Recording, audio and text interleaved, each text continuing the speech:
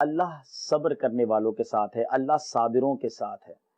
تو پھر یہی کافی ہے کہ صبر کرنے والوں کے ساتھ اگر رب ہو جاتا ہے، یعنی رب کی رحمت ساتھ ہو جاتی ہے، تو مشکلیں تو حل رب نے کرنی ہے نا، پریشانیاں دور تو رب نے کرنی ہے، بیماریوں سے شفا اسی نے دینی ہے، روزی میں برکت اسی نے ڈالنی ہے، اولاد بھی اسی نے دینی ہے، نافرمان اولاد بھی ہے تو اسی کے کرم سے فرما بردار ہونی ہے. Whatever calamity and problem we have it will be solved by Allah سبحانہ و تعالیٰ. اس کی مرسی ہوگی، اس کی رحمت ہوگی تو یہ سب ہونا ہے نا. تو جب اللہ تبارک و تعالیٰ کی رحمت ہی ساتھ ہو جائے گی صبر کرنے والوں کے ساتھ، تو پھر تو صبر کے علاوہ کچھ اور کرنا ہی نہیں چاہیے.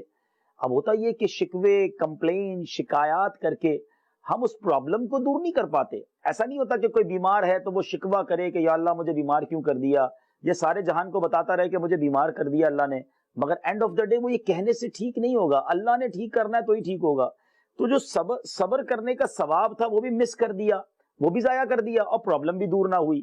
تو اچھا نہیں تھا کہ صبر کر لیتا، ثواب بھی مل جاتا اور اللہ کی رحمت ساتھ ہوگی تو یہ مشکلیں بھی ٹل جائیں گی. اور فضائل اتنے ہیں، حدیثوں میں اتنی بلیسنگز بیان ہوئی ہیں صبر کرنے والوں کے بارے میں کہ پڑھتے جائیں تو ایمان تازہ ہو جاتا ہے. ہمیں آلویز، ہمیشہ جو ہے وہ پیشنس کے ساتھ، ہمارے بزرگان دین تو ایکچولی ویلکم کرتے تھے.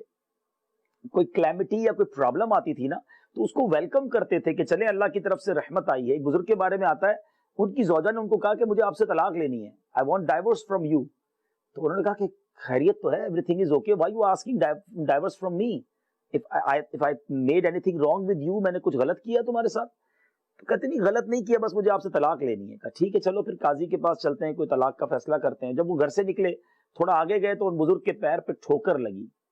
تو ان کی زوجہ کہتی ہیں okay now it's okay, I don't want divorce from you, اب مجھے طلاق نہیں چاہیے، گھر چلیں، let's go towards our house. کہا عجیب عورت ہو، تھوڑی دیر پہلے کہہ رہی تھی طلاق لینی تھی، اب کہتی no problem, go come again to home. What is the problem? کہتی حضور میں کئی دنوں سے آپ کو دیکھ رہی تھی، آپ پہ کوئی پرابلم نہیں آ رہی تھی، آپ نہ بیمار ہو رہے تھے، نہ آپ کے ساتھ کوئی کلیمٹی، نہ کوئی پرابلم. میں نے تو یہ پڑھا ہے کتابوں میں کہ جس پر اللہ تعالیٰ کی رحمت ہوتی ہے، اللہ تعالیٰ جس پر نظر رحمت فرماتا ہے، جس سے محبت فرماتا ہے، اس پہ آزمائشیں بھیجتا ہے. آپ پر تو کوئی آزمائش ہی نہیں آتی ہے. تو مجھے ڈر لگا کہ کہیں اللہ آپ سے ناراض تو نہیں ہے. ناؤ آئی سی دیٹ آپ کے پیر پہ ٹھوکر لگی، آپ کے فٹ پہ آپ کو چوٹ لگی ہے، ایکسیڈنٹ ہوا ہے، اٹ مینز اللہ آپ سے راضی ہے، اب میں آپ کے ساتھ رہنے کے لیے تیار ہوں. یہ ہمارے بزرگ تھے جن کا یہ مائنڈ سیٹ تھا کہ وداؤٹ پرابلم لائف نہیں گزرے گی، اور پرابلم آئے گی تو درجے بڑھیں گے، ہمارا رینک بڑھے گا ان دا کورٹ آف اللہ سبحانہ و تعالیٰ. حضرت فتح موسلی رحمۃ اللہ تعالی کے بارے میں آتا ہے، ان کی زوجہ کے بارے میں آتا ہے. ان کی جو وائف تھی، ان کی زوجہ تھی، ایک بار ان کے پیر پہ ٹھوکر لگی فٹ پہ، اور ان کا جو ناخن تھا، نیل، وہ کٹ ہو گیا. اب بتائیں کسی کا نیل جو ہے، ناخن اکھڑ جائے تو کتنی تکلیف ہوتی ہے، ہماری تو چیخ نکل جاتی ہے. آپ مسکرانے لگی، شی از اسٹارٹنگ اسمائلنگ. تو لوگوں نے کہا کہ آپ کو تکلیف نہیں ہوئی، آپ کو پرابلم ہوئی ہے، آپ کو اس سے ڈیفیکلٹی نہیں ہو رہی ہے؟